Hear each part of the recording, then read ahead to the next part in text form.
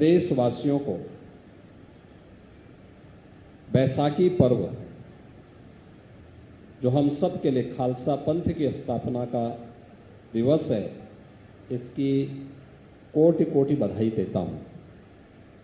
आज ही के दिन बैसाखी के पावन पर्व पर जब पूरे देश के अंदर पर्व और त्योहारों की एक लंबी श्रृंखला में पंजाब जैसे राज्य में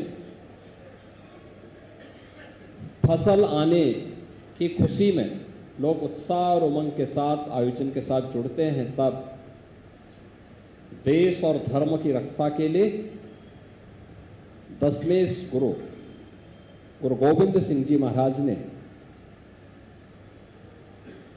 1699 में खालसा पंथ की स्थापना की थी। बहनों और भाइयों, आज हम सब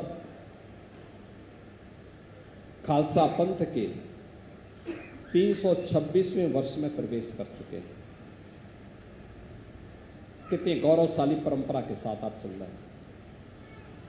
गुरु परंपरा गुरु नानक देव जी से प्रारंभ होकर के आगे बढ़ते बढ़ते और फिर शक्ति के ऐसे पुंज के रूप में पूरे भारत के लिए प्रेरणा का माध्यम बन गया,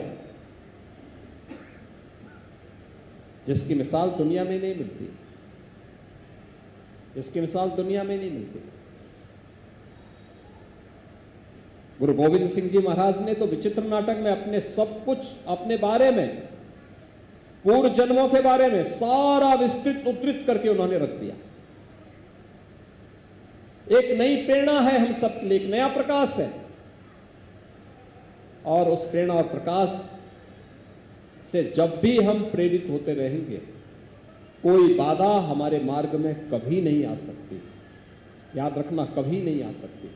हम आगे बढ़ेंगे, निश्चित ही आगे बढ़ेंगे, और इसलिए हमारा प्रयास होना चाहिए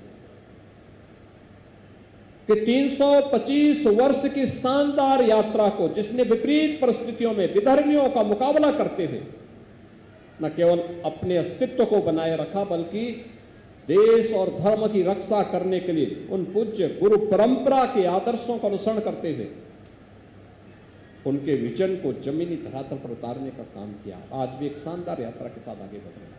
चुनौती हमारे सामने अब दूसरी प्रकार की आई है। मैं पिछले दिनों सुन रहा था कि तराई के क्षेत्र में भी और पंजाब में भी धर्मांतरण की घटनाएं बढ़ी। क्या ये हमारे लिए चिंता का विषय नहीं है? गुरु गोविंद सिंह जी महाराज ने तो पंच प्यारों में किनको बनाया था? कोई भेद नहीं। आज भी जब हम लोग कहीं जाते हैं, कोई व्यक्ति कितना भी बड़ा शहर हो, कितने भी लोग आ जाएं, भले ही अन्य जगह कोई उसको लंगर मिले ना मिले, लेकिन गुरुद्वारे में उसको लंगर छकने के लिए जरूर मिल जाएगा।